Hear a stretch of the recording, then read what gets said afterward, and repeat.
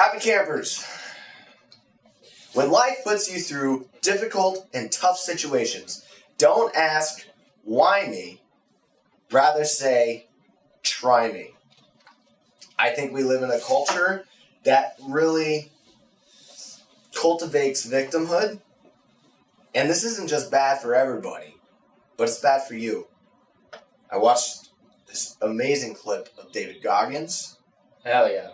I sent it on the group chat. You guys watched it? You guys watched it? Oh yeah, it was inspirational. I watch all of this stuff. I know, you're the one that turned me on. Yeah, no, he's probably one of the best, inspirational guys I know. Yes. Yeah. So, guys, life is tough. And it doesn't get easier. But you know what grows? Is you through adversity. So stop being a bitch. Like David Goggins says, I'm not calling females a bitch. No, I'm saying you're being a bitch if you crumble. And guys, we all fall down. We all we all go through our shit. You can't look at another individual and think that your pain is worse than yours. You have no idea what people go through. The important thing is that you take it on the chin, you roll with the punch, and you keep on fighting. Shout out DG Boxing. Anyway, let's get on with the show. Grab your popcorn and get ready for some salty content.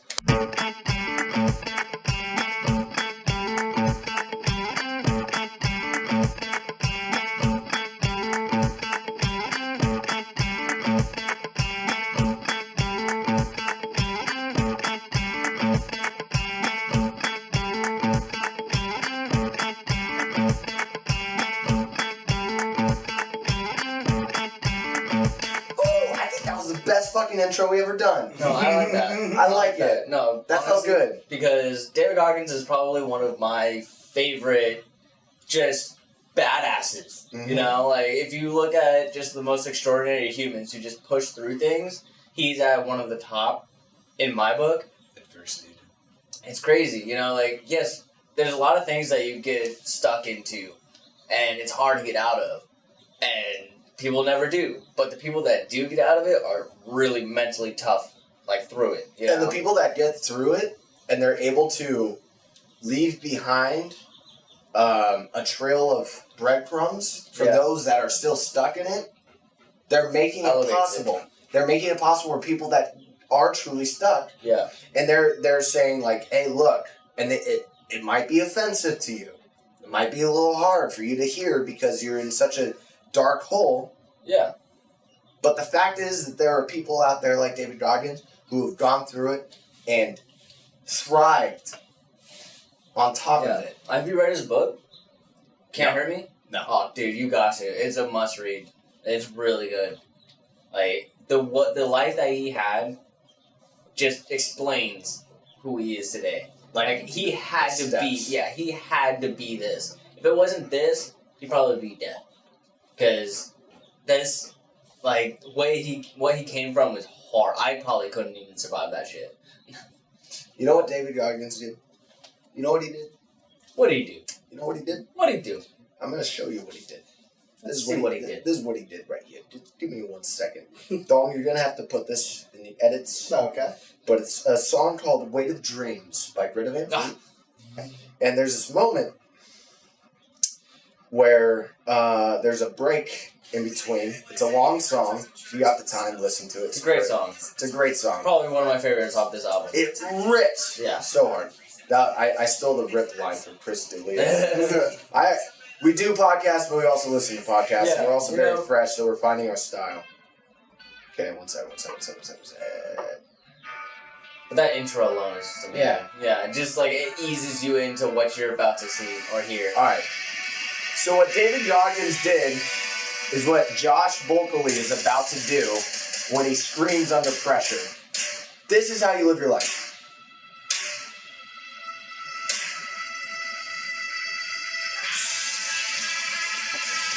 That's what you fucking do. Vocalize. He's not being a bitch there. What he's doing is all the pressure is on him and the light comes out. What we are as human beings, this experience, this everything going on, the weather, all that. That is an expression of saying no to bullshit. Yeah. Saying no to accepting the idea that's pushed on us like we're victims. Oh yeah, no, trust me. I have that scream boiling up in me right now. Once I get my car fixed. You did the scream last time. That's not scream yet, no. That's right, yeah. He did. That's a different scream. That's a different. That was a performance scream. That scream that you're talking about, that's coming. Once I get my next car, like my fixed car, I'm gonna drive out to the desert. I'm gonna drive out to the desert where there's nobody around and just scream. Because we're primal. Like, Yeah. I mean, I don't know where you guys stand on like the whole spiritual front. We're all friends here, but we're primal human beings. You know, we're flesh and blood. We're experiencing the cosmos, and we're living in this point of it. Right. And there's frustrations, there's confusion, there's so much noise and frequencies to where it's like, I don't know where to plant my feet. Right. Is it hot? Is it cold? Is it just perfect? Yeah, I don't know where's the comfortable line, you know? Where's the comfortable line? But no matter what, there's something inside me, inside of you two, inside of anybody fucking watching that has that scream. And what that scream is power. Yeah.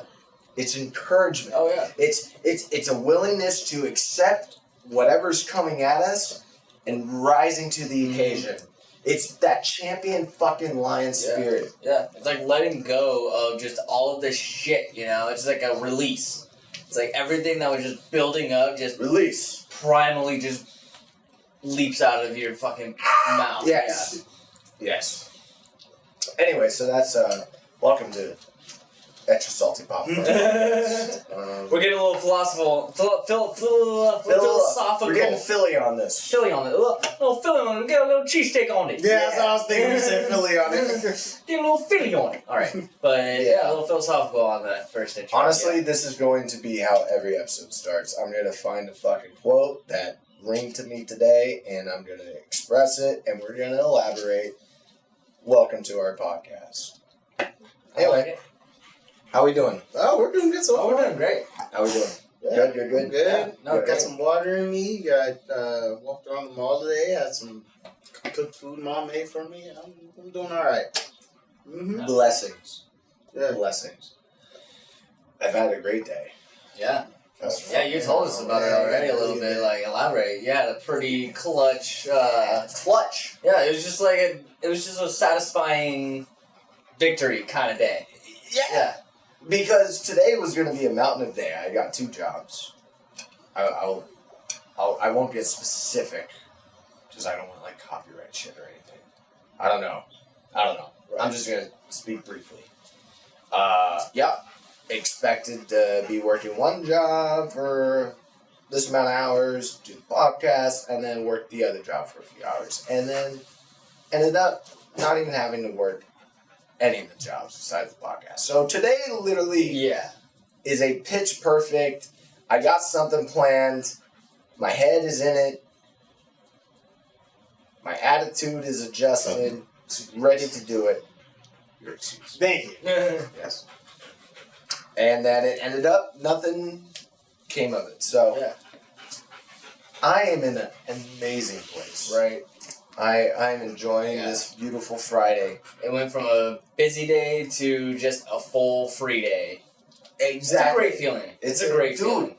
I forget what comedian. It's either Dane Cook or John Mulaney.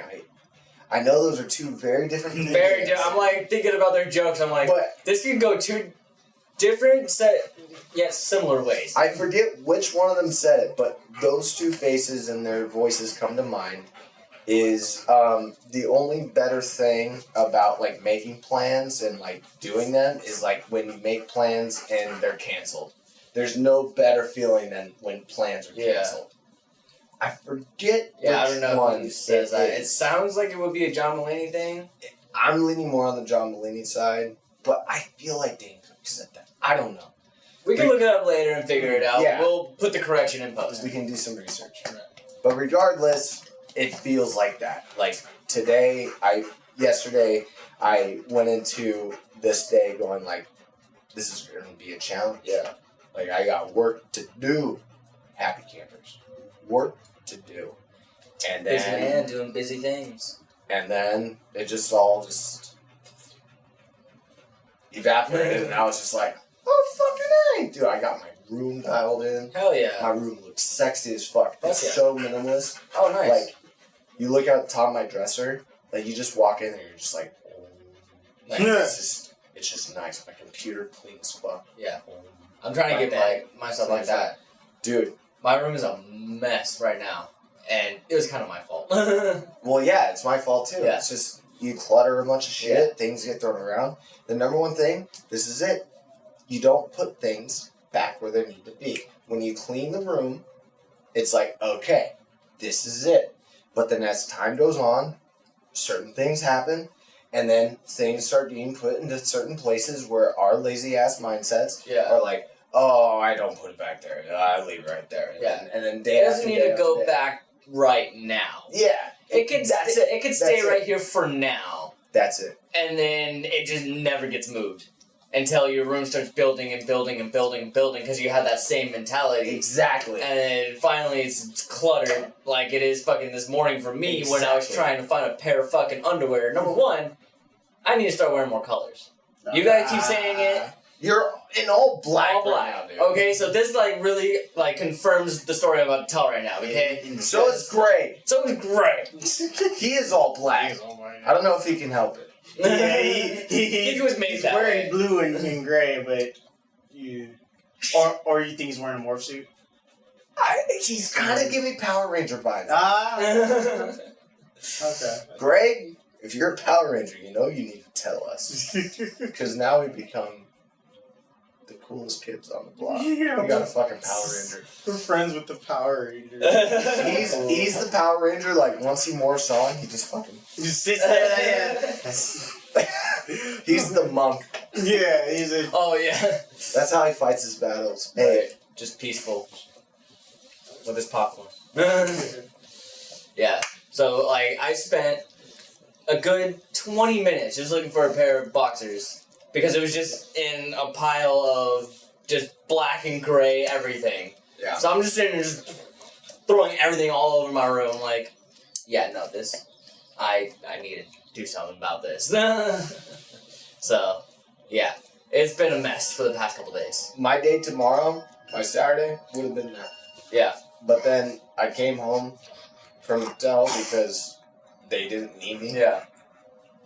And, like, I was on. Because it's like, I woke up going like, Ready to work. I'm going to work. Yeah. And then, Like I you were never in that did. I'm gonna get shit done mode. exactly. So then when I got home, it's like, well, Yeah, time to go. time to get shit done, I guess. Productive ass fucking day. Nice. Wasn't a very productive day for me. It wasn't a bad day, but it wasn't a very productive day. Spent most of the day playing video games and editing. But I mean, I guess editing was productive. Editing, playing video games, that's a good day. Yeah. That's a good day. Yeah. That's a good day. Got some Wendy's for lunch. You know, Oh, yeah, dude. Dinner. You know, it was like late dinner Yeah. or early dinner, late lunch. Yeah. Yeah. Just before the podcast, I ate. What time is it? It was like I eat dinner at like 4 or 5. It's 5 right now. Yeah. 3 till. I usually eat dinner around like 4 or 5. I'm an old person, even though I'm only 25 years old. No, you're just an adult. Yeah, You're an right. adult. Wake up at 6, do your work, eat dinner by 5, go to bed by 8. That's not Yeah. me. Yeah, no. I don't know what happened, but that just became me. I think it's because I live with my mom so much, and she had that schedule for her entire life. That Weird. I adapted into that. Yeah. Hey, that's not a bad schedule. No, I mean, shit, like, when you're in a house that literally, your mom just shuts everything down at 8 o'clock, and you're literally the only one making noise, you're like, I kind of feel bad for making noise. Should I go to bed right now? Okay, I turn everything off and I go to bed, and now it's just become a habit. Like 8 o'clock, I'm tired. I wish. See, I'm a night owl. I was. I'm an early bird when I wake up because, like, I get so much shit done when I plan and I execute waking up, like, bright ass early. Mhm. I get so much stuff done. Oh yeah. But I'm also a night owl to where there's something in my brain. I think it's my circadian rhythm. Once it reaches past like 9:30 p.m., I'm just wired. Like, I think that's called insomnia. possibly.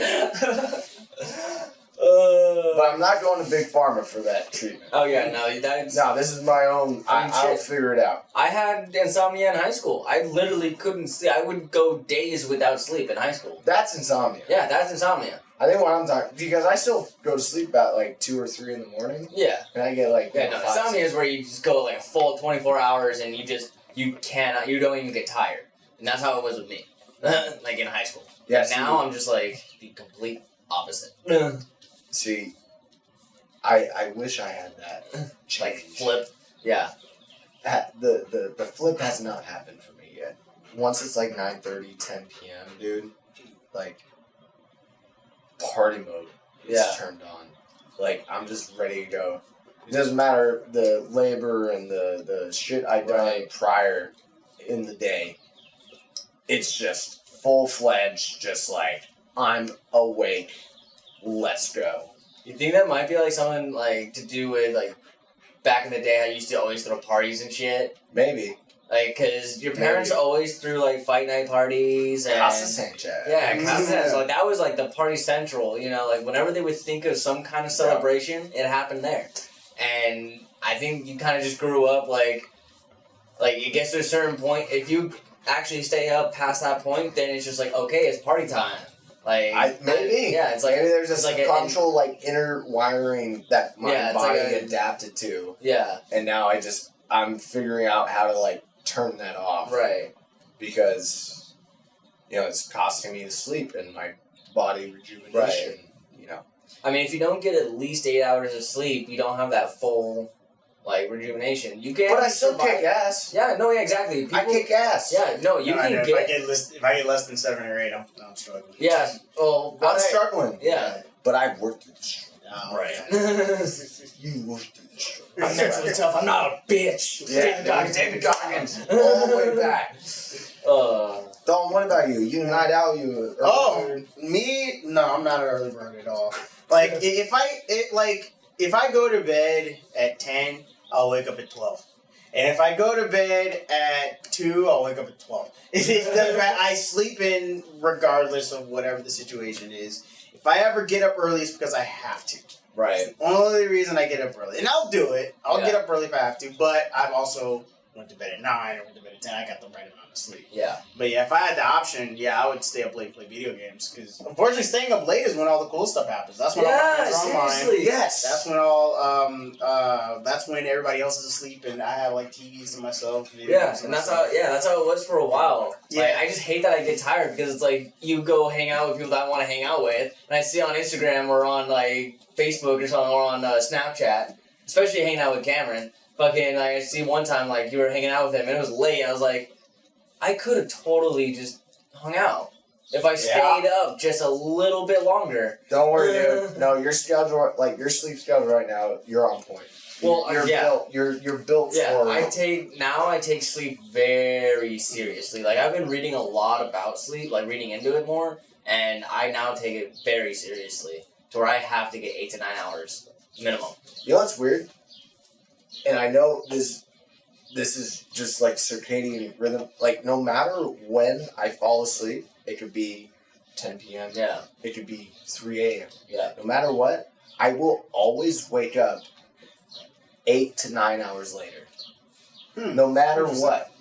My body... Yeah, if you count it out, it's every single time. So 3, I wake up 11, 12. If I go to bed at 10, it's like 6 or 7. I wake up. It's no matter what, my body just rests at 8 to 9 hours. Yeah. Anything over, I'm groggy. Yeah. Anything below, I'm groggy. Yeah.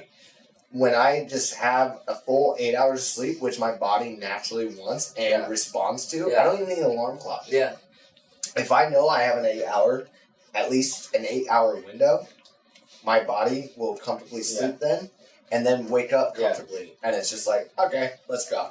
Yeah. So I know this night owl party shit, it could be it can be tweaked a little bit. Yeah. I know that's something I'm working on myself. Yeah. So life, try me. Not why me, try me. Here we go. There you go. Here we go. All right. So we have not talked at all about what we wanted to talk about. For the originally. past, like, 2 podcasts. Yeah. Yeah, right? Okay. No. No? One. One podcast. One. One podcast. Last episode. Last episode. Yeah. Yeah. I think what you're referring to is Quiet Place Part 2. Yes. All right, so let's grab our extra salty popcorn and talk about Quiet Place Part 2. This was an interesting one. This was fun. I enjoyed it. I'll put that out there. I enjoyed it. Without describing, grade. 1 through 10, 10 being great, 1. Without describing. I probably give it like I wanted to give it a 9 at first, but now thinking back, I kind of give it an 8 now. 8. Yeah. Okay. I give it a 9. Okay, I was gonna say like 8. 8. All right, so 8, 9. So it's a good movie. Great. What do you give it? Was he even there? I mean, it was dark in that theater, so I don't know. Stuck in the theater. He could have been there. He could have been there. I think he made Quiet Place Part 2. It was all from his mind. Anakin? Alright. He didn't see it. Alright, so why do you guys give it a name? So I guess when I see like a 10 movie, it like changed my life. Right. It wasn't like changed my life. It was like, it was a fun movie. I was like, I went, I was entertained, I enjoyed it from start to finish. There wasn't a part where I was like, man, this is stupid. Yeah. Man, this is boring. Right. Or man, this is pointless. That didn't happen. It A to B told a complete story. There was nothing missing, nothing bad. I enjoyed it. I was entertained. I liked the fighting. Spoilers. Spoiler. So far, everything we said was nothing spoiler. From this point on. This point on. Spoiler warning. Had a few of these. And a couple of those. Yeah. So now I got the spoiler warning. Gone.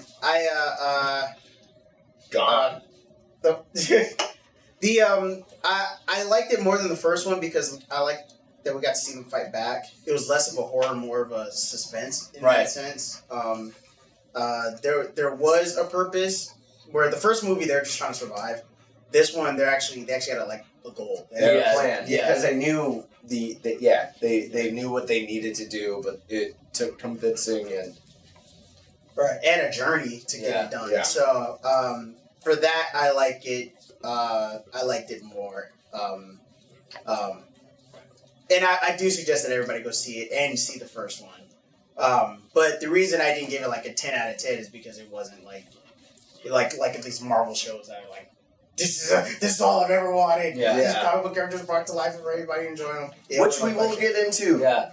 Yeah. Low-key conversations coming up. Yeah. Yeah. Stay tuned. Yeah. So that's why it wasn't like life changing. Yeah. But it was very much entertaining. Yeah, no, I totally agree with that. It wasn't I agree like, too. because when I look at a 10 movie, I think of like Shawshank Redemption. Okay. That's a 10 movie for me. I think of Bandwagoner. I'm joking. I was raised off that movie. Jack Nicholson was my fucking idol throughout, like, yeah. So it wasn't something that really like gripped me and Jack Nicholson was in Shawshank Redemption, wasn't he?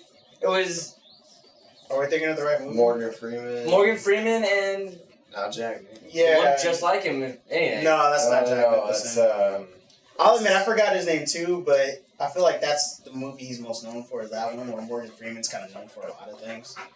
But yeah, that was It's not Jack. Yeah, look that up because that's gonna bug me. Because Morgan Freeman, yeah, I was into it because of Morgan Freeman too. Yeah.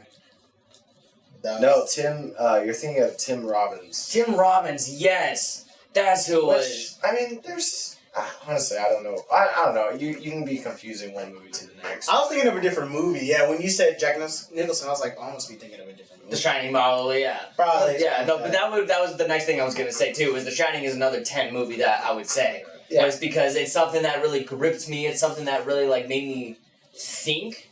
But this movie, I was along for the ride. It was Yeah, a fun movie. it It was was the ride. entertainment. It was like okay, this is a thriller. It's scary, yes, but it's not meant to be scary.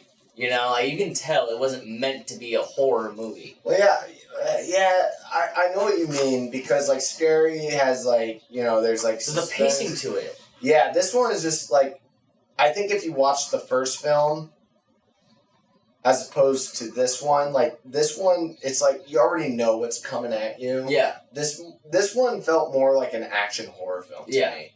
Where there's certain scenes that have shock value to it, like when the kid gets the bear clam, it's just like, oh shit, or like nuts. Even the first 20 minutes, which is my favorite part of the film, is just day one. Yeah, no, when they show that intro, just man. The creepy asteroid falling, everyone at the baseball field is looking at it, just like, and it's like silent, but like you can kind of feel the eeriness. The eeriness, yeah, it's very eerie, and then it just pops up, like, oh shit, these people are under, like, attack. Yeah, they're under attack, and so to me this wasn't a scary movie, but I just love that it knew that it wasn't, and what it wanted to do was to deliver. I got okay. I know I'm not finishing my point here, but I'm expanding a little bit. Like, to me, this felt like a Last of Us, the game sort of feel. Even though I think Last of Us would be more creepy in theory, but like this just was felt, it because they were clicking when they walked? That was it, the clicking. Because they didn't click so much in the first movie, if I remember. No, they didn't. Where in this one they clicked, and I was like, yes, Last of Us. But I like that fact, though, because it plays on the fact that they're blind, and how else would they see other than echolocation with a bat making sounds to bounce off? Sonar. Yeah, sonar, And so to me, this one, we already know what the aliens are. Yeah. We've seen enough of them in the first film. Now we get a plethora of them in this film. Yeah, in the first one, there's only like 2 or 3 of them that you really know of. Yeah. And all the characters knew of. The family. Yeah, because they marked them and everything, Yeah. And then I really liked this film because it's like, alright, so fuck all their theories. It was literally like a boxed in theory of their own survival. What's really going on? It's like, no, there's a lot of them, which I thought was really cool. And also, we got a lot of characters. Like, we got to see, like, sort of pirates. Yeah, the world kind of expanded a little bit. And that's cool. Like, I want to see more of this world, and this movie delivered on that. Not giving it a lot of context. Yeah, and that's why I give it an 8. Right, and I agree. I agree with you guys. Yeah, that was the one scene where I was kind of like, I don't know. Yeah, it's mostly because they didn't elaborate on it. Like, they brought these characters in for one scene, and then as soon as the main characters broke from them, they were out of the movie. Well, they got murdered. They got fucking destroyed by the alien. Yeah, but you can tell there's more people like them. Yeah, so there had to have been, Like, okay, so why we're going to talk about the pirate-like characters, humans that just created their own society after. Which also the way they look, too. Yeah. You gotta touch on the way they look, too, because... They all had, like, beating red eyes. Yeah, they were infected with something. Yeah, it's like, what could they be infected with? Like... And at the end of it, like, it didn't even matter. No. Because they all still got destroyed by the same thing they're trying to trap. Yeah. Also, the 2 characters are protagonists of the story that went to the boatyard in the first place to get the boat to travel to find the signal, the source of the signal. Why are these pirates who have on stock boats to get to this certain place not using the boats to get to that certain place? Yeah. Why are they trapping people to use as bait to kill? A lot of their character arc doesn't really make any sense. The motivations don't make sense. Yeah, the motivations don't make sense. And the only thing we know about them is our the male character who houses the family, who was the friend of John's character, John Krasinski's character. He's like, you don't know what it's like out there. People change. You don't know what they're like. Yeah. And that's the only definition we have of this cult-like mentality of people. And then, but yet, they still get just murdered. By the well, I don't know if all of them get killed, because there was still, like, I'm pretty sure, because they cut away fast. So it's to They be all assumed. got fucked. Yeah, it's to be assumed they all got killed, but really you only see the main people that attacked the main characters Who else is get Who else is actual left? attack. Like, like the kids, the women, they ran, so they could have survived. But that's neither here nor there, because I'm pretty sure, like, their storyline doesn't even matter. Yeah, you showed up memes. Yeah, you showed up memes. Yeah. You showed up memes of, like, a third movie, like, teasers and shit. Right, yeah, so if that's true, I hope they explain Yeah, I don't know if it is, but, I mean, hey, if it is, cool. Yeah. I'll have it, I'll watch it. John Krasinski's got my attention. He wrote, directed, and acted in that movie. Yeah, Fantastic. So that's his baby, and I liked it. So And I'm excited to see what more comes. No, I love the world that he's built. That's why I love the first one so much, because one, it was a very dynamic way to execute the essential plot. Right. It's just like, okay, there's these monsters. They only hunt by sound. These people have to be very careful and very strategic on how they maneuver through their world. Yeah. They have this landscape, mapped out. They have plans that they had to go through. The sand. All that. The sand Like, trails. I love it. I love it. Yeah. And the fact that one of the daughters is completely deaf. Yeah. Or the daughter, I should say. Yeah, the daughter, yeah, because there's only a daughter and son. And the baby, which... Do we know the gender of the baby? Gender fluid. Yeah, right? Like, I don't think even in the first one, they didn't even, like, say what the gender of the baby is, so they're probably going on that woke shit and be like, we don't need to know the gender of the baby. This is an apocalyptic world. We don't worry about that kind of stuff. Yes. Yes. But what I loved about the first one is just, like, the setup was perfect because you didn't need explanation to sell the high tense, high stakes situations. Right. So what the first one was just phenomenal with. It's just like, you have these playing cards. This is what's going on. You can't see past that. This is what we got to deal with, and it was executed perfectly. Yeah. Quiet Place #1, amazing, great, just horror film or suspense thriller. Yeah. Where you're not going to get answers. It's really like, I think John said this in an interview where he's like, "This is actually a family movie." Oh, really? Yeah, it's a story about a family that is in a certain setting. And that makes very certain setting. Family. Yeah. Well, family movie, what do you mean by family? Like, families can watch this? Or... No. He meant... I was going to say, this is a pretty gruesome movie in some scenes. No. I don't think kids could watch this. It's a story of a family. Yeah. Like, not like a family, like, hey, it's a story of a family, yeah. Like, it's not a horror film, it's not a space movie. It's a movie about a family in a certain setting. Yeah. And that's what it was. Quiet Place 2, they tried to expand it and explain just a little bit. And we got little bit explanations about this new world built. Right. But I think it was just a bit vague. Yeah. To where I think it left, you guys... A lot of questions. Yeah. A lot of questions. And me too. The reason I give it a 9 is because the way it was filmed. Mm. I think the audio... The choices of shots, that entire intro scene honestly just sold it for me. Yeah. I was so, because that's all I wanted to see. Well, I felt like I was in it. Yeah. And they used one tracking camera through some of the scenes. The whole scene where he's going from the liquor store to, with the apples walking down the street, that was all one shot. Beautiful. I Set the tone. Yeah. There was a stillness in the air, but that's just because it's a small town. Yeah. It built the setting perfectly. The characters, the acting was perfect. Yeah. It even gave motive to future character actions between our main protagonist, between the mom and the son, who's really nervous to bat. Yeah. And she's just breathe. Yeah. And she was able to later use that in a plot. Like the writing of it in itself, even though we didn't get our answers and whatnot, it was beautiful. Yeah. And very well executed. Yeah. Executed. And there was not 1 second of the film where I was just okay. Lulled or even the slow footsteps walking, I thought stayed true to the. It kept the feet threat. shots. Yeah, the plethora of feet shots. This movie is for you, foot fetish guys. Yeah, Quentin Tarantino is masturbating to this film. Oh yeah. But no, to me, it just kept the threat alive. Just always I like a film that keeps in every single sequence the threat alive, and that being the aliens.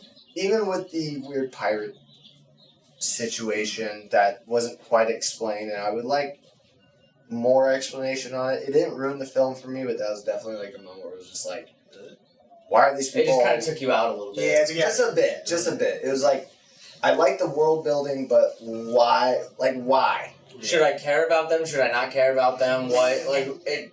And in terms of this film, at the end of the day, it's like, no. They were literally... Cannon fodder. They were just a moment to create more suspense, and also a moment for that guy and the girl to share, like, a moment. A moment of... They set up in the beginning of the film. Which I can appreciate. I felt like they didn't have to be like red-eyed, weird creature-like people either. I felt like they could have just been people. Like, just like like criminals or like gangsters. They stick together. Yeah, exactly. And they're like, oh, we got ourselves stragglers here. Right. Let's see if we can steal something. But from they them. couldn't say that because it's a moment. My place. Yeah. No, what I was thinking. I think when the explosions went off. Well, that's true. They can't do that. Yeah. No, but I know what you're saying. Yeah, why did they have to make him look a certain way as if like... they could have just been random bandit type people. Yeah, just bandits. Yeah. No, like, I was thinking, like, it would have been better if they just took that whole thing out and made the people on the island the people he was talking about, they changed and everything. That would have been because if they get to the island and then they seek refuge and they're like, no. And then they trap or him. maybe they invite him. Yeah, they invite him and in. They trap him. Sacrificial. Yeah, it turns into like some kind of hostile situation. That would have been. Yeah, fucked. and then those monsters would have saved their lives. Yeah, the monsters would have saved their lives. Yeah, exactly. Yeah. That would have been intense. John, if you're listening to this, that's your third one right there. You got your writers right. Yeah, you got your writers right here. You got your third one already done. Sign us up. That's a bomb, right? Like that would be a twist. Like you're like, oh, you don't know these people. Like they're like, and then he's like, but I know this boatyard. They get to the boatyard. They're the bandit type people. So they fight them, and then they get to the island, and it's these people who are completely tricking them. The bandit people. That they were fighting to get the boat, they were trying to save them, but they couldn't express their opinion. Exactly. Because they thought they were being attacked. No, don't go there. There are some fucked up people. Come with us. But they're like, why do you have a knife? Sorry. Yeah. Dude, that would be whoa. Right? That would be a way different turn of events right there. Yeah, I like that a lot better. That would be a 10 movie for me. That would be a 9 movie. Because I would say that's the only thing that would change, and I would have to remortgage the writing to that movie. Yeah. Yeah, we just wrote a good movie right now. Dude, that would have been fucking perfect. Yeah. Right? What a twist. What the twist. M. Night Shyamalan is he's not dead yet, but if he was, he'd be rolling over in his grave to hide the boner we just did. Yeah, no, that would be a good twist. I like that, yeah. That would change the whole dynamic of the movie, and I would like that. John, sign us up. Man, no, that's on point. That is so good. Yeah. I mean, I do love the fact that they did almost find paradise. Yeah. Or at least a safe area to be. A safe area, and their families around. It's oh my god, I can actually talk and people around. Full on barbecue and everything. That's the thing I loved. It was just they're straight up having a barbecue. Yeah. I really thought the movie was gonna end right there. I didn't expect that one of the aliens got there through one of the boats. Yeah. And then just fucked everything up. I wasn't expecting that. That was cool. Yeah. But man, if there was if that twist was in it and then the same outcome happened. But it saved them instead of Dude. The character development in that, the perspective as an audience. Yeah. It's all of a sudden you throw into the blender of protagonist and antagonist. It's just who's really the bad guy? Obviously, the ultimate evil is this foreign alien that's just destroying everything and everybody. But then you have these fucked up people where there's some shady shit going on the other side. Yeah. To where it's you're made to believe that this guy is the bad guy, and you run away from them to go to said paradise. Yeah. And then they end up being these sick fucking Epstein Island assholes. Yeah. And then they're trying to I can just destroy you guys. Yeah. And then all of a sudden the alien, the ultimate bad guy, destroys that and you're able to get away and get an even bigger message across. See, that's the issue with that plot line. Because the point of this film was that an ultimate cure was made. An ultimate defense. Yeah. For civilization to fight back. That was the point of this movie. Yeah. Was what this family discovered in their farm, the hearing aid. the hearing aid thing. What they discovered is an actual lethal way for these aliens to get destroyed. That was the point of this film. With that scenario, all of that kind of gets shoved under the rug, I think. I think it could work though. Because if they kill all the people there, that place is empty now. All they have to do is kill the alien, and now that's an open radio station. It could still work. It could still work. All right. We created a new plot for Quiet Place 2. Or 3. Yeah. Well, it could happen now. It could. Yeah. It could be revamped. It could be revamped. It could Are be. we asking for a Zack Schneider cut? We'll do of the film. We'll film our own version of the Quiet Place and make it the Zack Snyder cut. Greg's the alien. Greg's the alien. He just like sits there, we're like, and then like we cut, and also he's like on the other side of the. That'd be funny. Different poses. I mean, I really enjoyed this movie. Yeah. With this new whole plot thing, now it's like, fuck. I think they could have done a lot more with it now. Yeah. But regardless, I think I'm going to drop my grade down to an 8. Yeah. I started that as a 9, but now talking about it, I'm going to drop it down to an 8. Yeah, because you see that there could have been some like... Yeah, like the potential. Yeah. I see the potential. To really grip you. Yeah. The intro, day 1. Yeah. I was so... The shot choices were phenomenal. The writing was good as it could have been, you know, like... Yeah. For the skill that the writers had, and the acting. Acting. Phenomenal. Especially because I'm 50-50 when it comes to kid actors. If they're... Kids killed it. Yeah. No, they nailed... Even the baby, on point. Didn't stop crying. It was great. That's funny. It was a believable baby. But, yeah, no, like, because even, like... Because usually when, like, kids are actors, you can see that they're good, but they have more to work on. They're kids. Yeah, they're kids. And you can see they're kids in a movie. Yeah, exactly. Like, the only kids that really did it well for me was the Goonies, Stranger Things, and now these kids. Stranger Things kicked ass. Kids in this kick ass. Yeah. Goonies is amazing. Goonies is awesome. Also, when she was a child, she was fucking great. The chick from I Am Sam. What's her name? I Am Sam? Yeah, with Sean Penn. Oh. You guys ever seen that movie? I never heard of it. Oh my god, it's an amazing movie. So basically, it's this guy with Down syndrome, and he has sex with what I believe is a prostitute, gets her pregnant, she gives birth, and then just completely deserts him and his new baby girl. And he raises her, and they have this amazing relationship, but the court gets involved because there's this birthday party, and he, like, has an episode. Right. And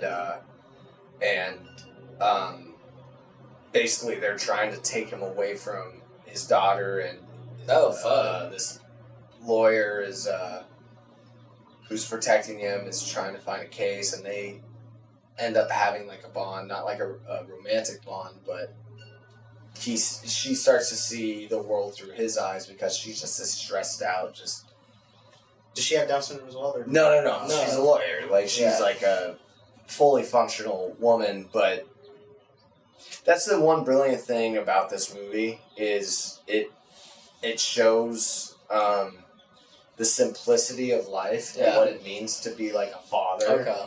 And Sean Penn does an impeccable job of playing someone with Down syndrome.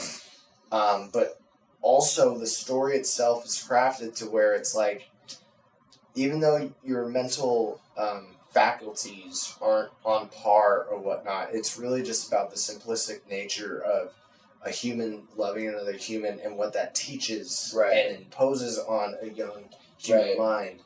And the daughter too, like she's like super smart. What movie was this again? I Am Sam. It was Sam. made in, Oh, you told me about this. it was Yeah. made in 2001. It's Yeah, I you can't told me believe- about this.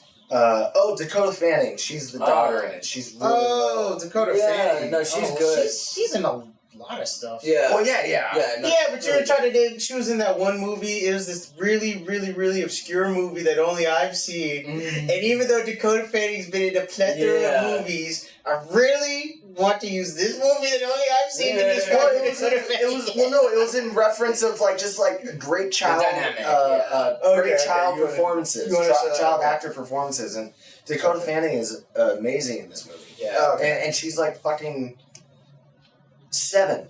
Oh, She's 7 years old in this movie, Yeah. and it's so believable. Yeah. And it's just like there's just little moments where like child actors like just really shine through Yeah. like the perspective of the viewer going like, okay, that's just a kid. Like fucking Anakin, whoever that kid was in Phantom of the Menace, Oh, yeah, you that's know. a kid, Yeah. This is like, all right, yeah, he's just a fucking kid in a Okay. Star Wars movie. Okay, cool. Okay, well, she was good. Okay, But so no, I'd have she's- been like Charlotte's Web. Oh, you know, she was good at that. Yeah. Her relationship with She's just a great actress With the from kid. birth. She Yeah. came into this role going like, I'm gonna blow your fucking mind. Yeah, right. You know? So anyway, yeah, I went on a little tangent about I Am Sam. You guys Oh, should yeah. definitely watch that movie. Yeah. I probably will. Most of the soundtrack is a Beatles soundtrack, Okay. but it's covers of Beatles songs. Oh, interesting. Like, hey, you gotta hide your love away is by Eddie Vedder. It's fucking awesome. I don't know. The movie itself is just it's a cult classic in the Casa Sanchez. Yeah. It's one of our favorite movies I to see watch that, as a family. Like it's, Our family has that. Our movie is Kung Pao Enter the Fist. That's our. That's awesome. That's our cult classic. Then that's one that like nobody else I know has seen. You know. Yeah. But that's like our movie, or one of them. Yeah. So I see what you're saying about cult classics. Yeah. But yeah. Okay, I'll look into that. But yeah, she's one of those great actors. I always like Natalie Portman when she was a little kid. It was Yeah. like one of those acts like an adult, but she's a kid. Yeah. You know, when she was in like The Bodyguard and whatnot. Yeah.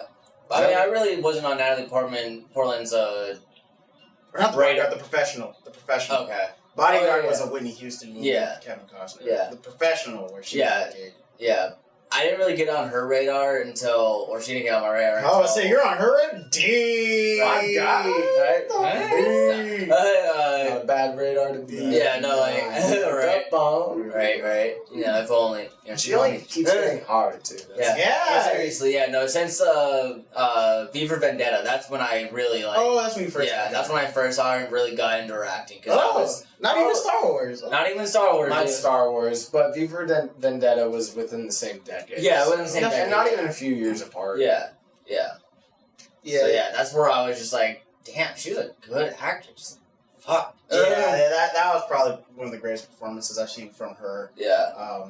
I know everybody says Black Swan, but I was gonna say, I think she won an award for that. For Black Yeah, Swan, yeah, the last one, yeah. Yeah, because she danced in that movie too. Like she did, like legit. Yeah, and nobody knew that Yeah. she could dance like that. And I mean, all it is learning choreography. But I mean, she was good. But she was classically Vigorous. trained as a kid though. Yeah. So it's not like she they got were to just. showcase it. It's not there. They were just like, okay, we're just gonna teach you a few ballet steps. Yeah. You No, know, like she was good. Yeah, she And she got to front it. You know. Yeah. She got to. Yeah, showcase her skills. Yeah. Yeah. You know, whereas V for Vendetta, great actress, great accent, Yes. and then even committed to her She- role. She shaved her head. Well, I don't know about the accent. No, I No, it the was accent was convincing on to me. point for most of the movie, but there was times where I would it would Okay. slip and it would turn into like from a British accent to an Irish accent. Okay. I agree with you. Yeah, I was just like, where are you from? I thought it But was convincing. yeah, she was great. Like with her accent, it was mostly like her dramatic acting that she did. Hey, you know what's interesting? Especially, what? What IMDb is telling me is Natalie Portman is the first person born in the 1980s to have won the Academy Award for Best Actress. Interesting. That's interesting. Yeah. I didn't- Wow, I didn't know that. Neither did I. Thank Just you. found that out today. That's a fun fact. Yeah. What the fuck? Natalie was born. In Israel. Yeah. Yeah, I knew. Yeah, I knew that. Yeah. You did? Yeah, I knew that. Yeah. She's Israeli. I know, because everybody thinks Israel. What? When people think Israel and girls, they think like Gal Gadot. And it's like, Yeah. everybody talks like this and has a thick accent. Yeah. Like, no. Because Natalie looks like somebody maybe Yeah, went to I mean, college with, she's- or somebody who could have grown up Yeah. in that neighborhood. Yeah. And you find out, no, she's Yeah. from another country. Yeah, she moved. She But moved she to grew up America here. really. Yeah, she moved to Yeah. America really early. She was born there, but she moved to America Yeah. really early on in Yeah. her life. Because, like you said, she was like 7 years old in that movie. So, Well, no, that was that was Dakota Fanning. Yeah, Dakota Fanning. She Yeah. was probably 7 or maybe 10 or something when she was in She was The young. Professional. Yeah, the professional. Yeah, she was young. Yeah. Go see Anakin. Go see. the soup's ready. Yeah. Right hearing the dinner bell. Yeah. But yeah. So yeah. I do have to point out when you said she just keeps getting hotter. Oh, there's like this yeah. there's like this Yeah. photo going around right now that leaked of her as like Jane Foster Yeah. in the new movie, after she becomes Thor, and Yeah. people are like Yo. Jane, chill. It's like She's more gorgeous. What should I type? Jane. Jane. The first thing that pops up, Jane the Virgin. Oh, I remember that show. It could be my porn. You start typing, Pornhub comes up. Oh, well, whoops. Whoa, not for Extra Salty Popcorn Podcast, but now you know where the extra salt comes from. Yeah, I mean, I'll post the photo up on I just In the want video. some content. I just got fucking cartoon. You just got what? Comic book shit. Oh, just comic books. Oh, Okay. yeah. It's gonna be hard. But Jane Foster's the character. This is the character, yeah. Yeah. Your last name is Foster. Yeah, Jane Yeah. Foster. Yeah, Jane Foster's the character. Well, you can't touch that man's finger. No, that's my slave master. Oh shit! Right? It would be so much different. Yeah, I know. My name is Scottish, and everybody asks me like, "Oh, who in your family's Scottish?" And I'm like, "My slave master." Yeah, that's kind of. I know it's funny, but it's kind of like dark. It's when still you dark. really Yeah, think it's dark about humor. it. Do we Yeah. need to talk about this? I mean, Let's Are you talk. okay? Hey man, we're free talking about podcasts in your house, so I think that's you fair. beat that name. Yeah, right. That's fair. That's fair. Honestly, the movie where I was like, damn,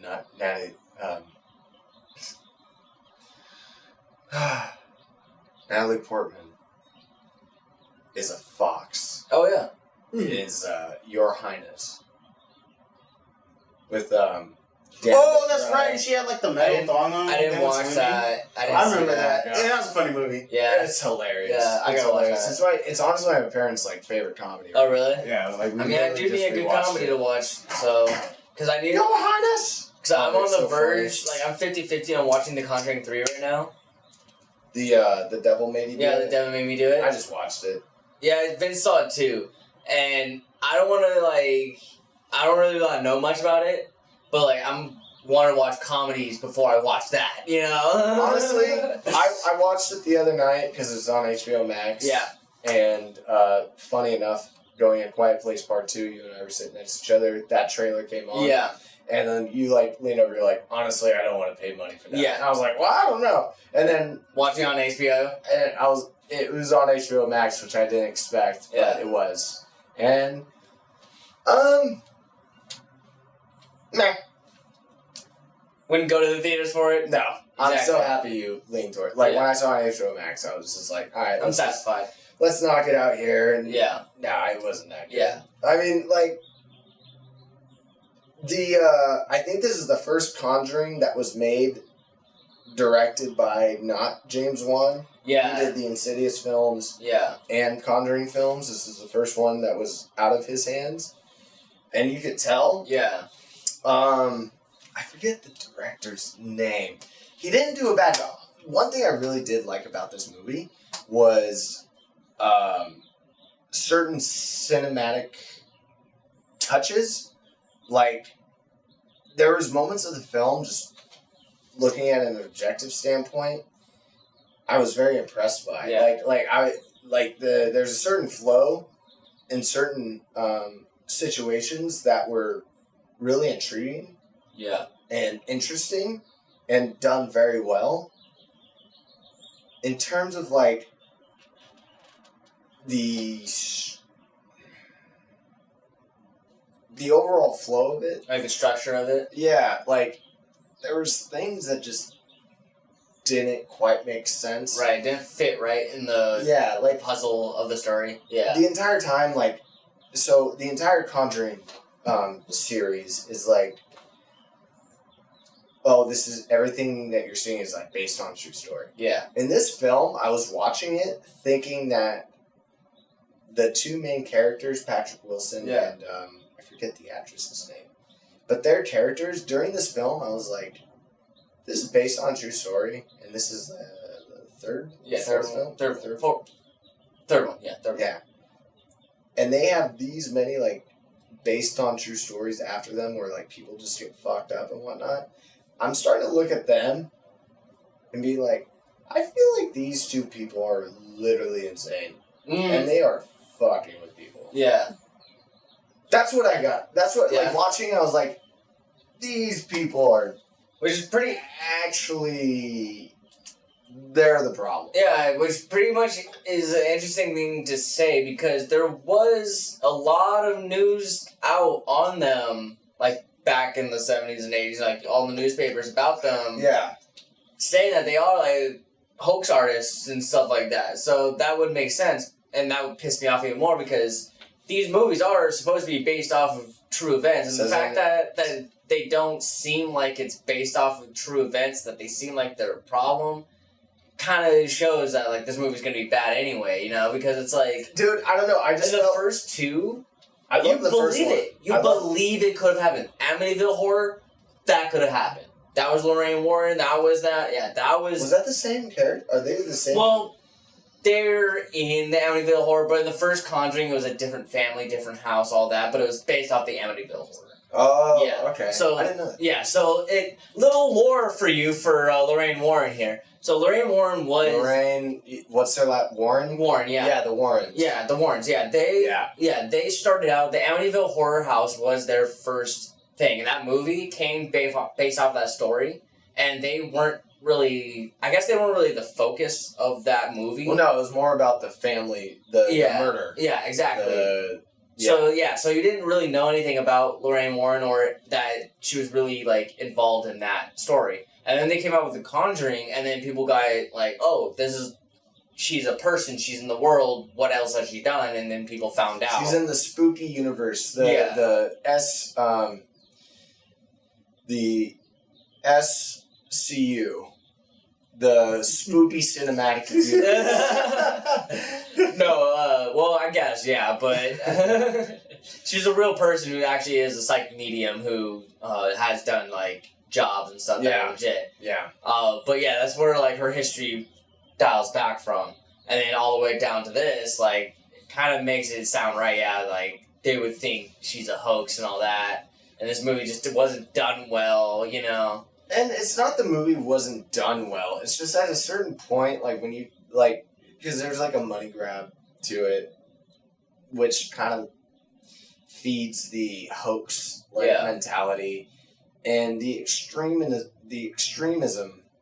of this story, like, the fabrication of it, where, like, I'm into it. Like, I love spooky shit. I love, like, demonic shit, you know, like, that makes for a great film. Yeah. You know, just, like, questioning, like, oh, is there a demon? You Yeah. know, and is this family being possessed? Like, it's very good entertainment. Yeah. But when this is, like, when it's become, like, a trilogy, to the point where, it's the same two characters involved in these very extreme, like, scenarios, it makes me start to wonder that these two individuals, this couple, are the problem. Like, they're almost the ones, like, that are fishing out this shit. Maybe even planting evidence. Maybe even, because in the film, spoiler alert, I don't know if you guys want spoilers, if you guys have... Doesn't matter. I'm gonna watch it anyway, so it doesn't matter. It's too many of them for me to catch up. So. Yeah, no, I'm gonna watch it anyway because I'm a fan of The Conjurings anyway, so I'm just gonna watch it. Just watch it. Yeah. I'll try not to say too much. Basically, Patrick Wilson's character ends up getting possessed at a certain point and is literally trying to murder his wife. And it's like, if this is like a true story, and you already have all these other stories in similar fashion, you two have a very toxic relationship. Basically, we're talking about The Conjuring, the new one, The Devil Made Me Do It. And it was all meth. we resulted to the Warrens just being tweakers, and they are pacing around their own house. Turns out all the ghosts and demons are made up by them and characters, and they play every single part. Every part. They play the demon, they play the victim, they the play the family. Like, they're on that Walter White shit, that blue shit, that blue myth, and they are. Yeah, they're having fun. Yeah. They're actually a modern day family too, but the meth takes them back to like the 60s and 70s. And they live in a studio apartment. But they have fun building forts and rearranging their furniture to act like... we're writing the next Conjuring spinoff. I think so. Oh, that'd be fun. If we make like a little short film, it's like The Conjuring, blue meth. The Conjuring behind the scenes. Conjuring behind the scenes. It's just a studio apartment, just two people, a couple, just getting fucking high as shit, and just for days on out, arguing about all of it. That's a movie I want to see.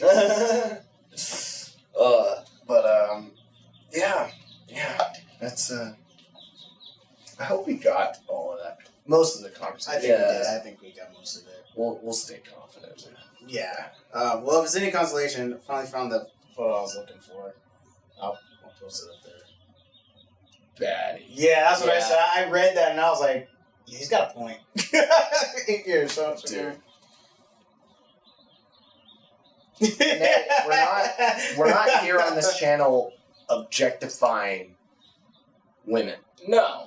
What we are doing on this channel, on this podcast, is we are observing fucking people that are hot. I was gonna say, I don't think we need a disclaimer. Yeah. I think it's nothing wrong with pointing out how beautiful an individual can be. Yeah. They want that. Yeah, we very much explain how good of an actress she is. If it's a compliment, how could it be a bad thing to say? Yeah, we've already expressed how good of an actress she is, so we've already established that she's more than just an object. She just happens to be gorgeous on top of being a great actress, and I think this was just an example of that. And I do agree with whoever this guy's name. What's his name? Blake's Buzz? Yeah. Jesus Christ, man, calm the fuck down! Like, goddamn! Holy shit! She ain't calm down. I don't want her to calm down. I realize that it's going to be like a character change. Like when she turns into to Thor, it's almost like becoming a whole new person, which is what this is showcasing. Yeah. Yeah, but goddamn. Because she didn't get blipped. But we don't know if she got blipped. Because all we saw her in Endgame was a past form. Yeah, we saw her travel back in time. But yeah, we don't know if she got blipped. And if she did, she got back. So, but yeah, I don't remember if they... Because I remember there was a scene where they showed the faces of people who had died, and I don't remember seeing her face. I don't remember seeing her face at all. Yeah, so we really don't know, but I don't know if that will have an effect on this story. But seeing that baddie version of Natalie Portman, why is all of a sudden she going to be such a baddie? Oh, yeah, so in the comics, there was a storyline that came out. In fact, it actually came out after Natalie Portman played Jane Foster in the first Thor movie, which is why I think they made it. But there's a story called Unworthy, where Thor is no longer worthy of Mjolnir. Yeah. Still a badass, but he can't control lightning anymore. He doesn't. He can't fly like he used to, things like that. And when that happens, somebody else picks up the hammer, and then they gain all of Thor's powers. Yeah. And is that Jane? yeah, and you know what's funny? It had been a secret for like a year. They never said who picked up the hammer. We just know that she was a girl. Yeah. And she had blonde hair, so you're like, it's not Jane because she has blonde hair. Yeah. It's somebody else. Yeah. But she has like red hair. She's a brunette. Yeah, brunette in the comics, yeah. Yeah, and in the movie, she was a brunette. They stayed true to that part. But yeah, they eventually revealed that it was Jane Foster who, in fact, picked up the hammer, wielded it, and now she has become like the new Thor. Mm-hmm. And is she able to pick up the hammer because she's the love of Thor?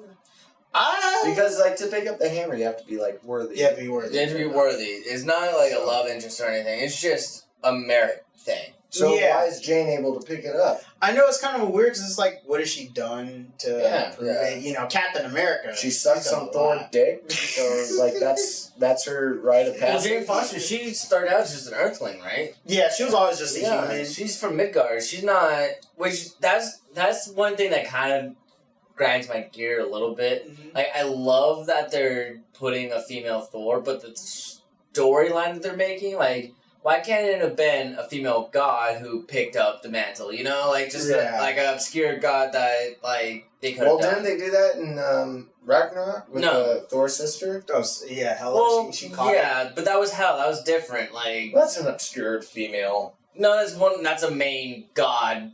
Hel is the goddess of hell. Yeah, I see what you're saying. She caught the hammer, so she proved that she was worthy. You know, worthy doesn't necessarily mean good. Yeah. You know, or you're. She was strong enough. That's what it was. Strong enough to. Ooh, okay. Now, she didn't use it. No, she didn't use it. Thor either. Yeah. She just destroyed it. Yeah.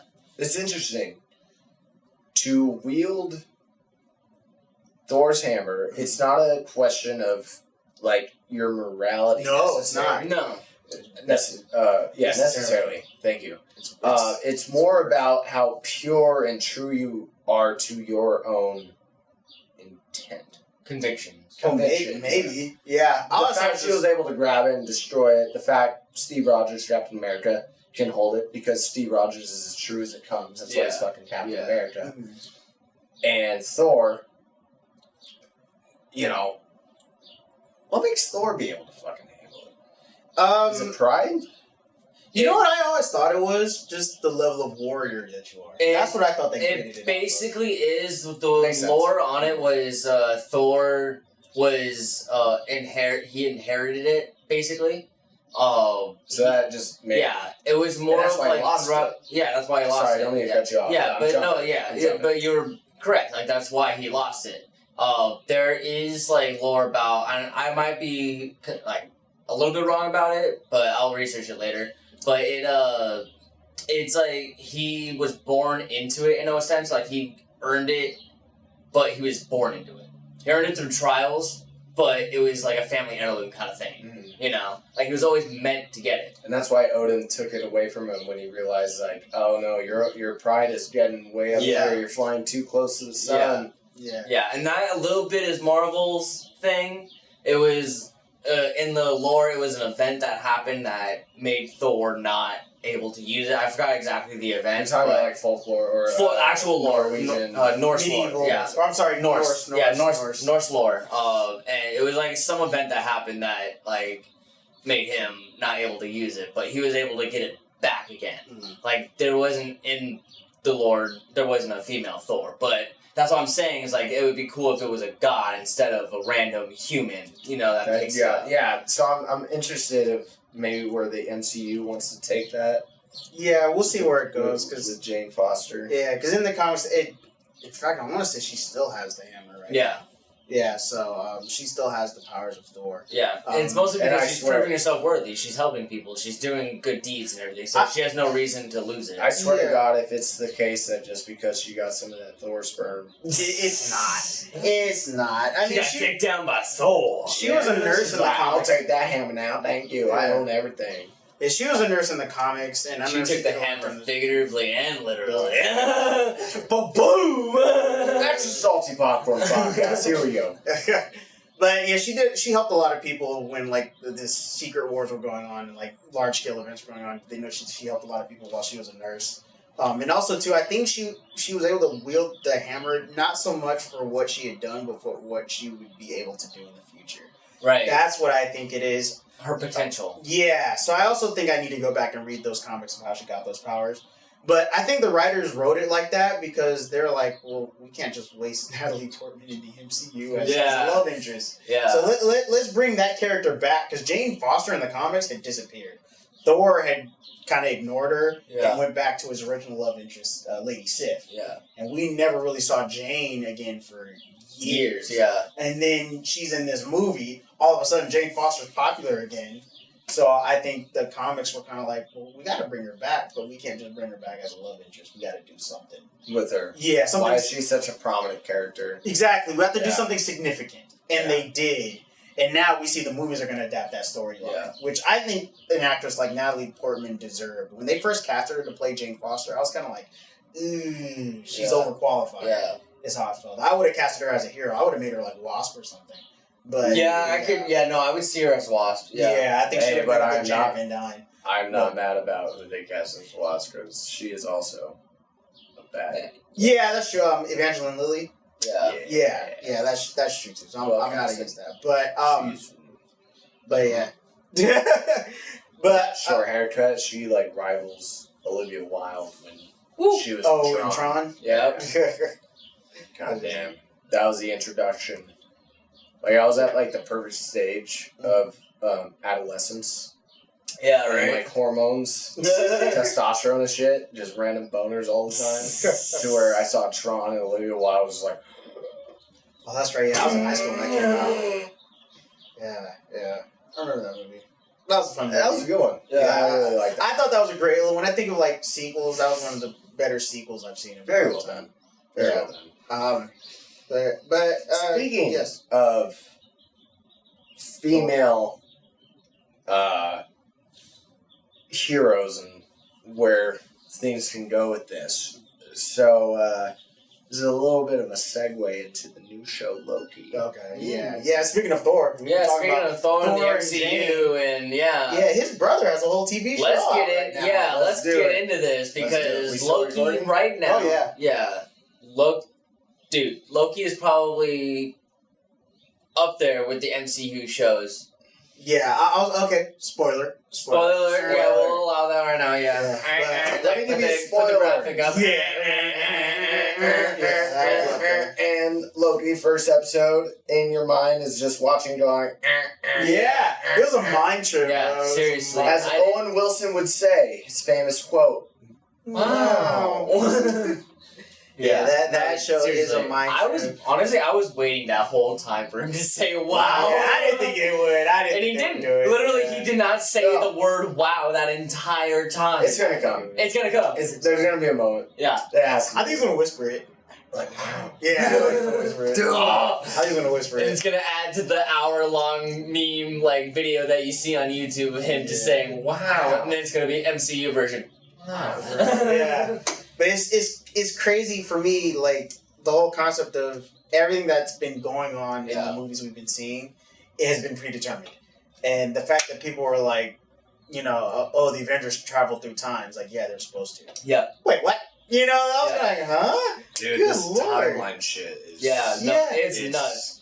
The fact that they put a whole, universe behind it, too, like the Time Watchers? Timekeepers. Timekeepers, yeah. Like that whole force, the police that come through and everything, that was so cool. That was cool. The effects that they had that were cool, like the door opening, that that was cool. Yeah, that was cool. And what was I gonna say about all that? What got me tripping out was when the Infinity Stones were just in there chilling. Yeah, I was like, they're like paperweights to most people.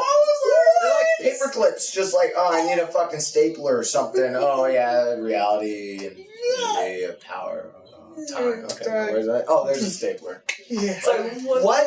Fuck? What? Which one do I use? What color do you like? Yeah. I like the green. face Loki gives, just like... Yeah.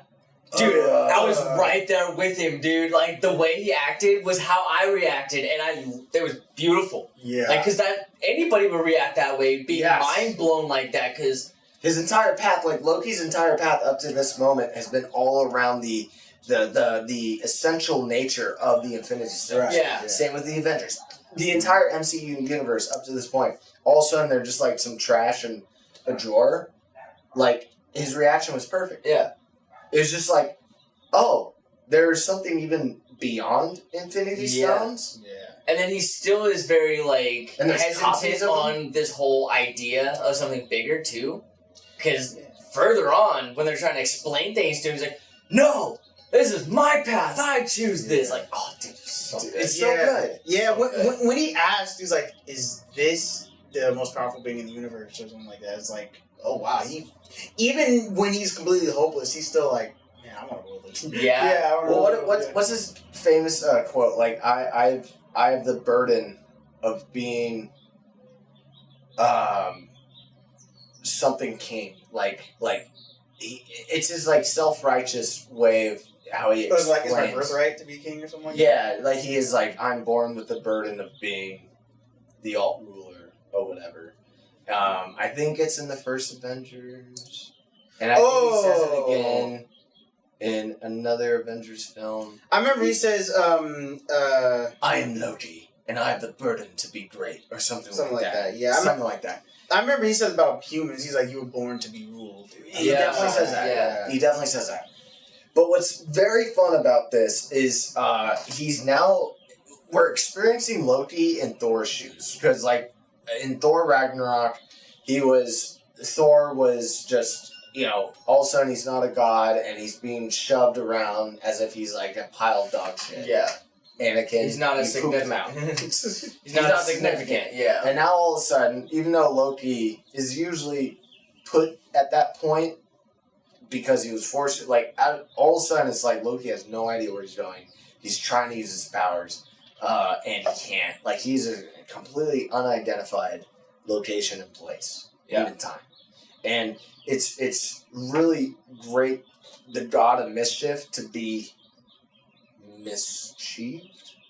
Or you know what I'm trying to say? Yeah, like the trick master got tricked. Yeah, and it's like, oh shit, like, yeah, I'm the god of mischief, but all of a sudden there's something greater beyond me. Yeah. Where in his own egotistical way of thinking about it, like, he's the one that's supposed to be looking down. Now he's looking up and also trying to figure out what the fuck. Well, because he thought he was it. He thought he was the gods. He thought that was it. You know, He like looks at Midgard going like, oh, you puny. yeah, like that's Little it. ants. I'm the highest. And then now he realized there's this other entity that's higher than him. And he's like, no, I make my own fate. No, like this, what? I'm a god. No, No. like that. There's this whole thing, and that realization though when Brilliant. he was like shown all of the past things that he did, which shout out to the MCU showing all those like old school clips of the Avengers and everything. I really love that I shit. did too. Like, it really brought back good memories, Yeah. especially when they ended on the scene where they were panning across the whole, like, everybody in their pose. Oh, and, yeah, in the first movie. Yeah, in the first movie. I was just like,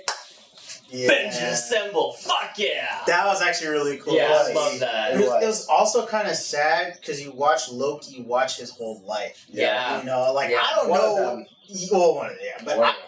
in theory, I guess their goal is to send him back to where he was so he can live that life. Yeah. But I mean, like, imagine you're like this and you're just watching and then you see how your whole life pans out. And your life is panning out, it's only like maybe like 6 more years. Yeah. You know? Like, if I'm watching my life pan out, I'm hoping I'm like older, like live to be 70, Yeah. 80. Yeah, something like that. And he's watching it and he's like, he's only alive for like a little bit longer. He knows his mother dies, his father dies. Yeah, and he's He the rec- cause for it. He caused, kind of the cause for Yeah, both. and that's, then that was another yeah, really- because I didn't realize that he was the one who kind of caused his mom to die. I didn't even realize that. And so homie Loki told him, he fucked was like, up. he told him, you know, you killed your mom, and he, didn't do nothing about it. But he reconciles with his brother, but then dies in front of his brother, and it's like, dang, and he had to watch all that. Yeah. Oh, Yeah, when I he- actually felt bad for this Loki, bad guy. yeah. Like, I mean, his reaction when watching Thanos snap his neck, and then, like, you just see Loki in the present tense. See, the timelines are weird. It's But- present, yeah. Loki in the show, watching Loki getting his neck snapped, and all you get is that sound effect and, like, his heart, like, the fear, like, in his eyes, like, Yeah. holy shit. Like, I ended up in this particular place in this time to where I actually die Right. to where that's obviously the exact opposite of Loki's agenda. Yeah. Because all he wants to do is rule Yeah. and you know, He get thought he his was upper hand. immortal. He thought Yeah. he could. Yeah. And to have him just see himself just get brutalized by this overbeing, or the overbeing, more powerful Yeah. being. Like, yeah, it's incredible. Yeah. Like, I really am fascinated with where this show can go. Oh yeah. Oh yeah. I don't know where this show is going to go. No too, idea. Because it's like even when from the beginning, like I was like, okay, Loki disappears. We don't know where he went. Where did he go? That's the show. You know what's really Yeah. cool when Loki like is crash landed on sand. It's very Mhm. reminiscent of Yeah. when Tony Stark in the Yeah. first Iron Man movie. Oh yeah. It's almost like identical The shot. shot by shot. Yeah. Yeah. That's right. That was pretty Yeah, cool. That's true.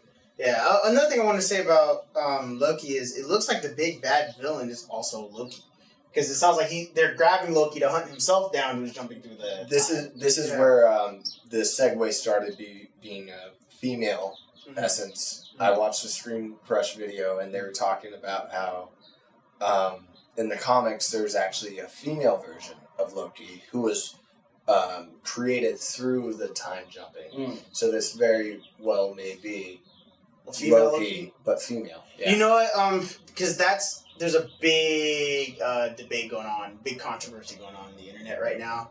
Tom Hiddleston revealed that Loki is in fact gender fluid in the MCU. Yes, yeah, because they captured like on his prison form or whatever. It said sex and it said fluid. Yeah, so Yeah. he is gender fluid Yeah. in the Which MCU. is truthful to the Norse mythology as well, because Loki presents himself as whoever he is. He goes to Midgard as a woman, as a man, whatever, And he like already just to do mischief. And he already showed those traits of Shape-shifting? shape-shifting, Yeah.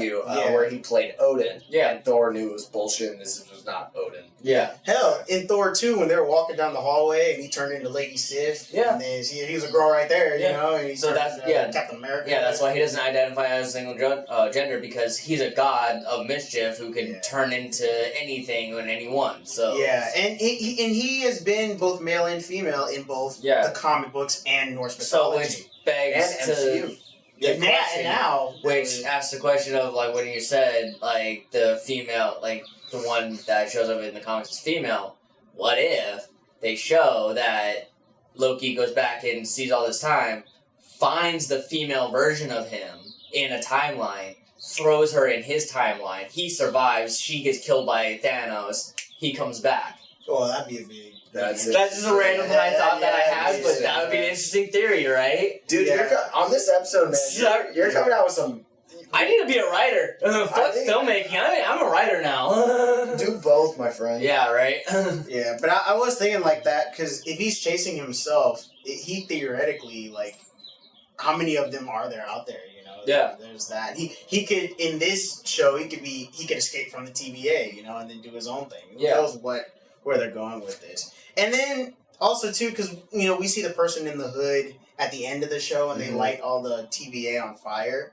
You know, we're assuming that that's Loki. That could potentially be female Loki. Some people were saying, what if it's not Loki at all? What if it's somebody else? And maybe they're posing as Loki. Or it's just not Loki and they thought it was him, but it's not.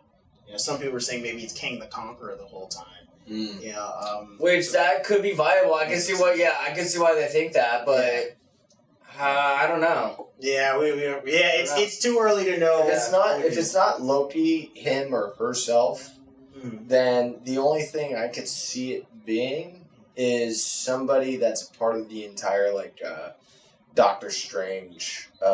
Multiverse Madness movie that's gonna come out. Is that what you're trying to say? No, what's the group name of the group that Doctor Strange gets into? You know, Oh yeah. what's the name of that group that that you know, have protect? I don't think they. I don't remember if they had. I think they do. They not have a name? Maybe they probably do, but I don't remember. But the the bald chick, who Yeah, explains it's like the an entire order that they have. It's like monks and stuff. Yeah. the timeline. She explains to Hulk, Yeah. Bruce Banner, in Endgame. She basically kind of set up this entire concept in the MCU at least. So if it's not Loki from another timeline, I feel like it might be one of them, because they're masters of the time stone, Right. and and multiple spells and stuff.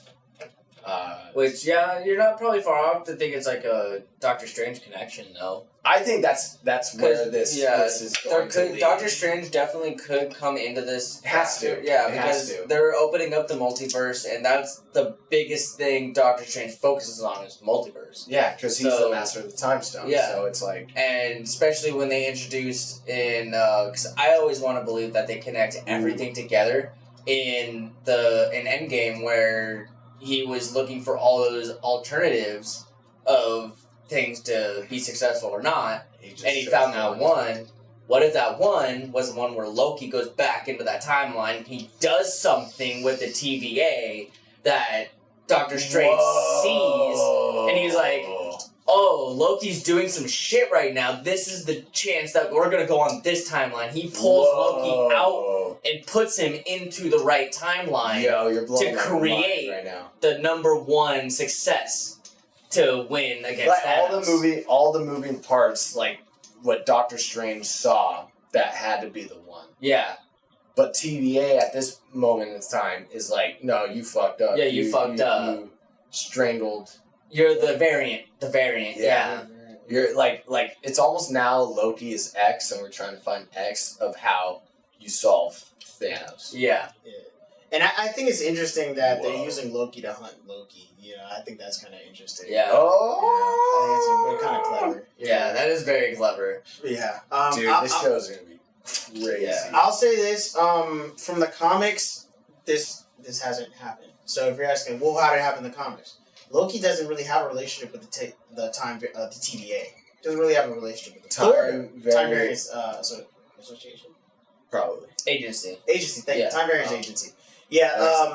Thor's had some interaction with them, but Yeah. Loki has not. So whatever happens on this show, I got no idea. Yeah.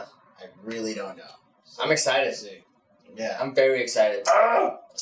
Yeah. Like when we were watching Falcon Winter Soldier, we were able to tell you that okay, John Walker, he's gonna be Captain America, but then he's gonna be U.S. agent, and that's exactly what happened.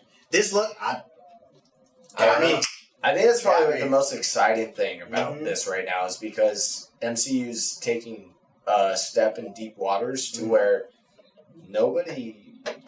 we can predict, we can assume, we can even comic book theorize. fans can't say Theorize, what's gonna happen. and We really don't. now you guys, I feel like, are Hey, where you are? Yeah, we don't know all the answers. because you guys know. Yeah, usually we're like the comic nerds that just know. We like called everything. Yeah. We usually have the answers. This Yeah. one, at least I Yeah, really so don't. far, we don't know. Yeah, and the TVA is a little different than it is in the comics. In the comics, all the people who work there are clones of Morbius. That's what I've heard. They all look like I've him. heard Owen Wilson is a clone. Of some Okay, sort. yeah. In the comics, all the people there look like him. Yeah. So it would all be almost. Yeah, basically. The fact that that's wow. the fact that it's not shows that it's already going on a different route than how the comics do it. Yeah. So, we'll basically it's just further proves that I don't know. Yeah. You guys have any predictions?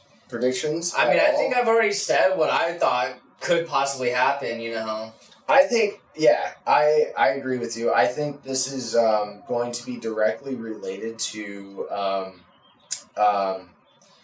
the Doctor Strange. Yeah. No, yeah, it's And going to tie into searching. Multiverse of Madness. I Yeah. think what this will do is establish the multiverse. I think Wanda is going to pop up in this. Oh, I don't think she will.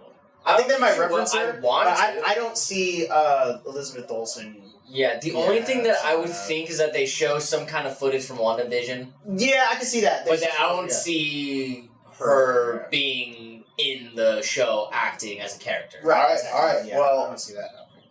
But we could be wrong because I don't know. I made a prediction about Falcon and the Winter Soldier. I said Winter Soldier was going to die in that last episode, and goddamn did they tease it so much. And it didn't happen, and that's okay. I'll take it on the chin. I think the Wanda that we saw, the Scarlet Witch that we saw at the end of WandaVision and the Was it the cutscene or whatever it was? I think I'm gonna say right now, WandaVision. Not WandaVision. I'm sorry, Scarlet Witch. Wanda. She's gonna come in, and her and Doctor Strange and Loki are gonna have a threesome.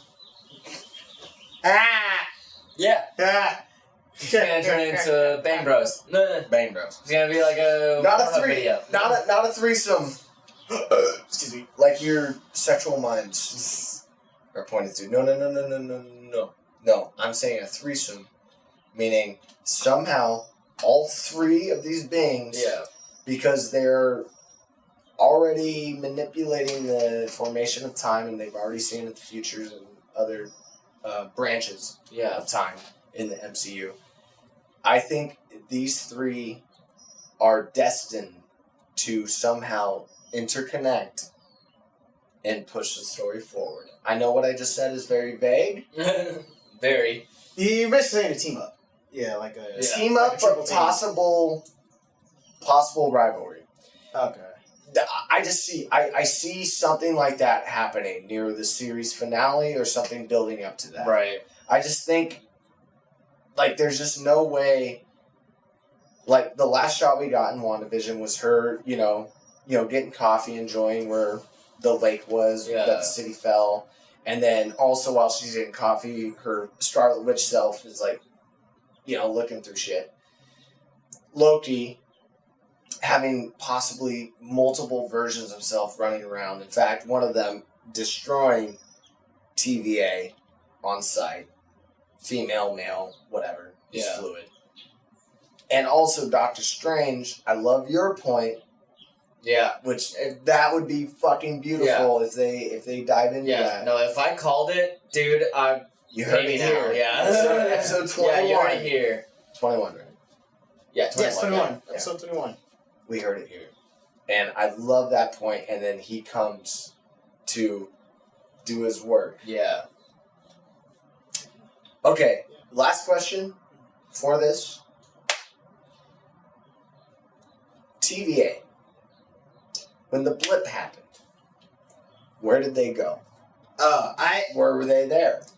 I Or honestly... were they spawned after? I think the TVA was already there, and they're like, all that blip stuff was supposed to happen. Exactly. There's part of the main timeline. Okay. The sacred timeline. The sacred timeline, sure. They weren't affected at all by the blip? Not even like one of them?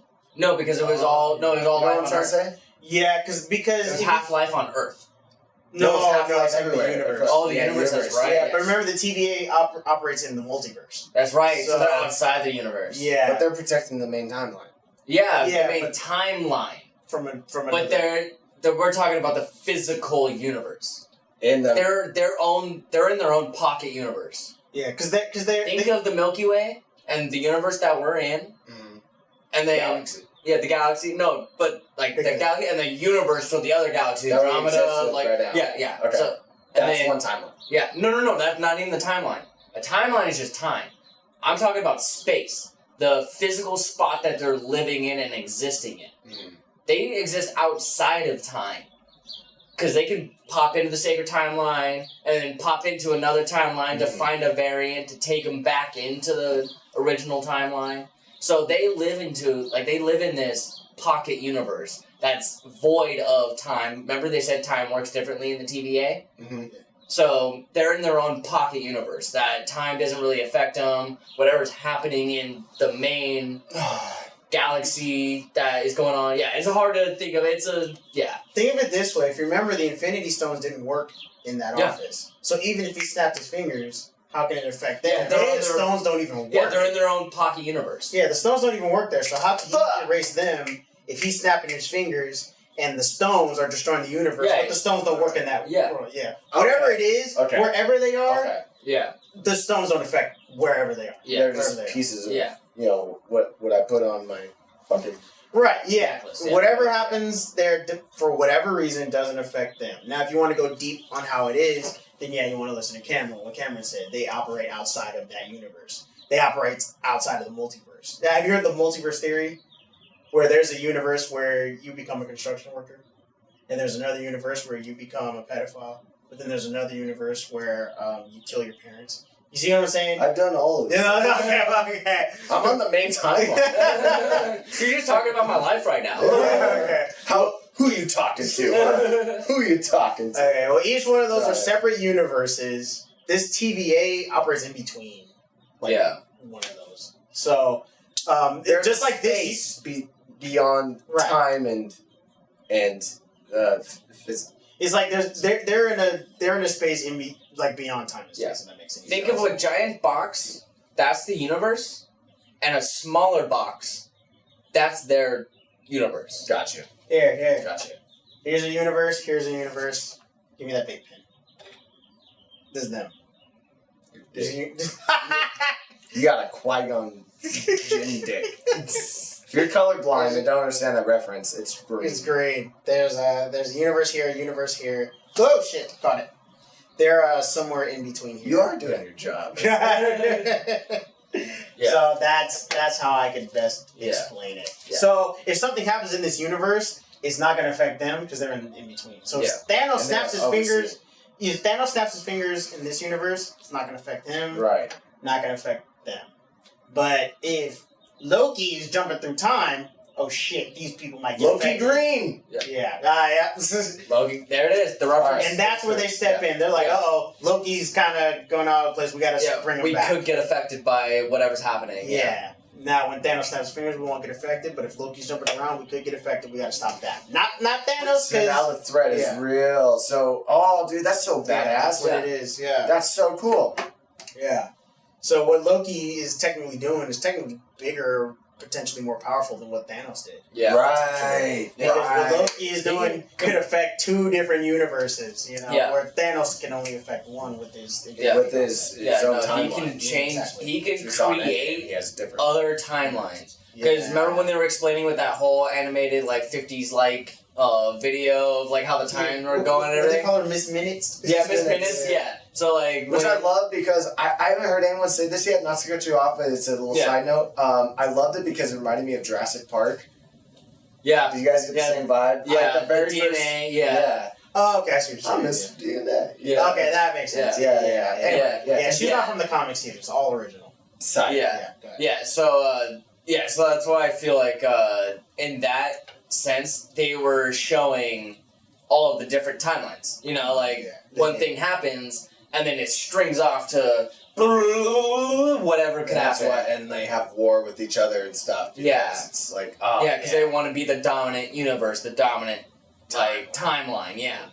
So that's why they're going back and fixing it because they don't want that to happen. Dude, MCU became this campy, just I love superhero thing, to just this complete Matrix mindfuck. Yeah, it really has. Yeah, I'm on board with it. Let's fucking go. That shows progress, man. That means this shit is good. That's all. And the that writers are on board, and the level of detail and references. Yeah, and that just means the level of writing is evolved, because now people are putting the tactics and the skills that you would in movies into TV shows. I didn't realize this was a TV show halfway through. I was like, this feels like a movie. Yeah, it was an hour long. Yeah. An hour long, so it kind of felt like it. And there's more to it, which is what got me most excited. I still don't know who that hooded person is, if that is female Loki or not. And who did they cast to play female Loki? Is she hot? Yeah. I think she's gonna be a redhead, and I'm on board. That's my. Hey, I got a special place in my heart with redheads. You do. Yeah. All right. Well, we've been talking for a bit. Let's end it on a motivational quote. Cool. Oh, I'm I wearing like one. that.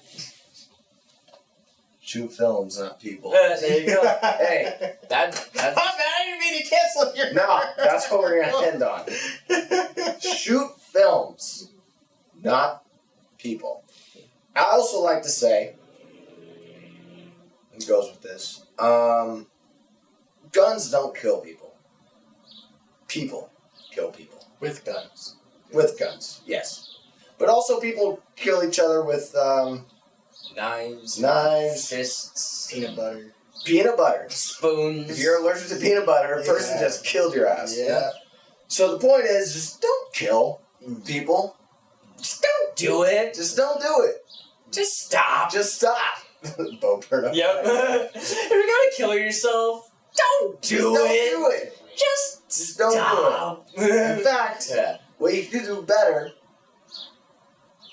be creative. Create something.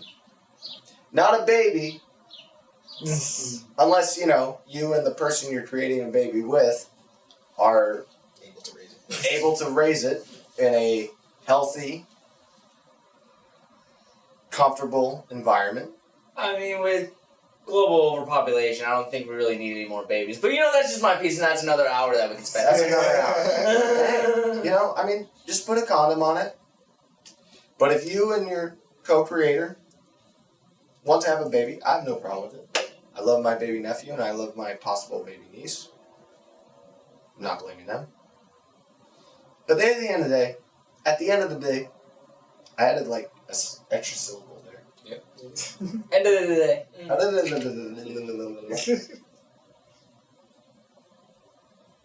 Be creative. Don't be so emotional. Don't jump to conclusions. Do your research. And shoot some films. Not people.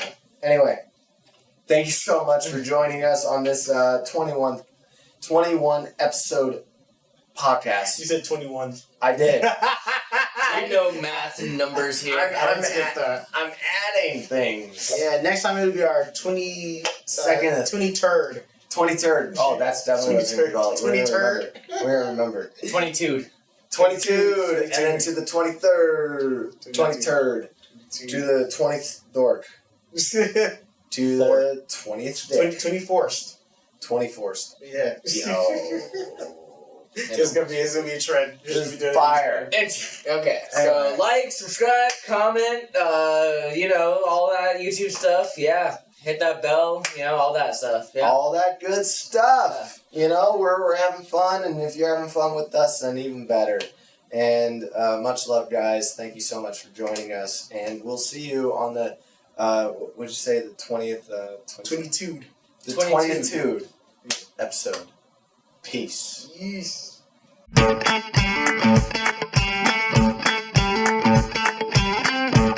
so Quiet Place Part 2. 3, 2, 1. Gosh damn it. I was going to do the same thing. I was going to do the John. Okay, we're going to do that. Okay. And then now Loki. 3, 2, 1.